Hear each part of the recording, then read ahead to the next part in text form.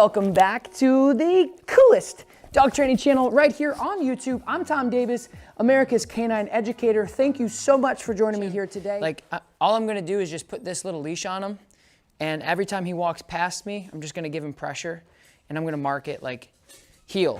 So heel means like, hey, you should be doing something else. So does that make sense? Okay. Tucker, heel. Good, heel.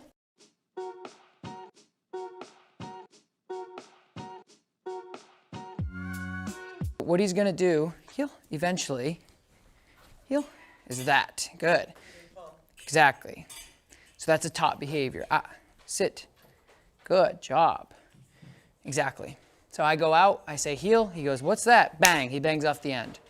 I go out the other way, I say heel, bang, he bangs off the end. He's like, well, what the heck? And I say heel, and he's like, I'm going with you this time.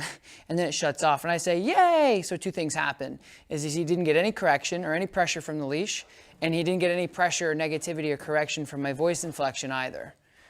Does that make sense? So then I go, so I'm turning everything, it's very binary. It's either like, wah, or yay. Does that make sense? Okay, so I'm gonna do that again. I'm gonna start marking this behavior a little bit more now. So I'm gonna be using a lot more healing, good heel, heel, good heel, to tell him what this sequence is, this exercise is. Okay, heel. Good. Good. So I turn, heel. Good. Heel. Yes, good heel. Heel. Good job, big man. Heel. Good job. Heel. Good. Good. Heel. Yes, good heel. Good job. Heel. Good. Good. Good. So I'm just setting the tone. Just like teaching him what heel is. But like I said, the macro is he's paying attention where I'm going. Because I want him, like if I go out and then I turn and go the other way, I want him to go, oh, where are you going? I don't want him to go, all right, yeah, see you later, I'm going that way. Because then you can't teach him anything. He's not, it's called engagement. He's not engaged with you as a handler. So within 3 to 5 minutes, just going back and forth and teaching the dog, follow me. Basically, it's what it is. Follow me, follow me, follow me, follow me. And he's gonna go bong, bong each time, and he's gonna be like, well, this kind of sucks. And then as soon as he realizes that if he turns with me, it shuts off, then you've completed the task of teaching him what heel is. Does that make sense? Okay, so when he's in this heel position, I'm gonna just say, good heel, good heel. So good means you're doing something good. Heel means this is heel, so I'm marking it. Does that make sense? Beautiful, good. I'm gonna switch him up and test him again. Heel, yes, good heel, good, heel, good. Now, sit. Now what you can do to get him a little bit more motivated to do that, because you can tell he's like a little kid that's in school. He's like, this is boring. So just get a little bit of food out. And what I like to do is just get like a bigger block of food, but just keep it in my hand and not distribute it. Two things is he works for it harder, so he got a little bit frustrated. He's like, give me that, give me that, give me that, give me that. And then also too, he's not focusing on like chewing it and all that stuff. So now I can take it a step further to help mark the behavior. Okay, heel. Yes, good heel. Good heel. Good heel. Sit. Yes, good. Okay, buddy, heel. Good. So then this becomes a little muscle memory game. Good heel. Sit.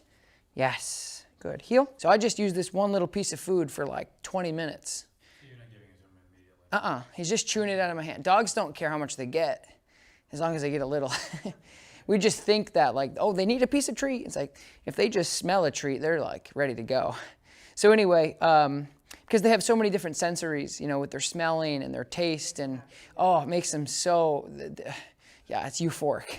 So anyway, you get the idea. So now what I can do is, I've taught him how to heel with no motivation, just like, hey buddy, let's do this. He's like, okay, this is kind of boring. And I saw that and I said, okay, this is kind of boring for you, so we're gonna move over to like a little bit of motivation. And then I was able to heel him around and he's like bouncing. So now I'm gonna show you how to hybrid the two together, because a lot of people have problems with just using this. Because if I didn't mark this behavior and teach him with leash pressure before, meaning if I just did, hey, here, you're an animal and here's a piece of food, follow me around, he's not learning this. But I did it before, and then I intertwined the food.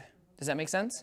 So now what I'm gonna do is hybrid the two together, And basically all I'm going to be doing is rewarding less with the food, but it's going to be present. Does that make sense? Okay, heel.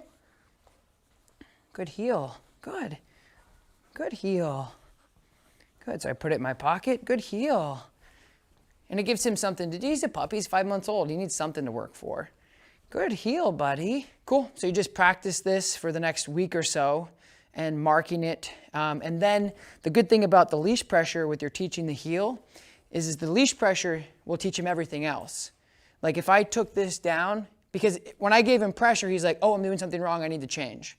And he got that. That's how I was able to do heel in the beginning. The key to healing is making sure that you're giving him only information that he knows, because you don't want to just completely clutter him with a bunch of information. Because when we're teaching a dog a behavior, it's like a single word.